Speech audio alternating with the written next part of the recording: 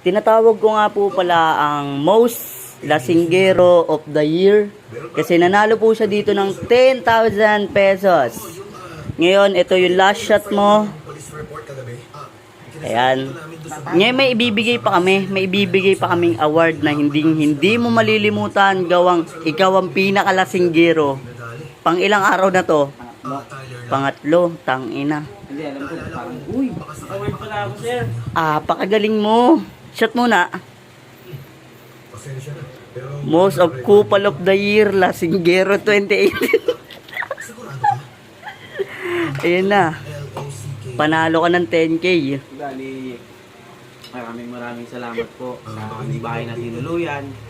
Hindi ko po expect na itong award na to makukuha ko, masusungkit ko. Totoo lang po, sumusungkit na rin po yung atay ko. Tsaka, kinakatok na ako ni Kamatayan kung kailan ba daw ako titigil. Pero sa ngayon, si Kamatayan, wala kang pakidog. Itong award na to is, bali, kung makikita nyo, 5 days. Panlimang araw ko na rin ito hinainom. Hindi ko expect.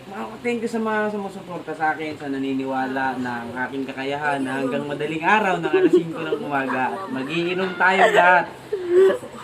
Wasa lang all day. Inuman on the way.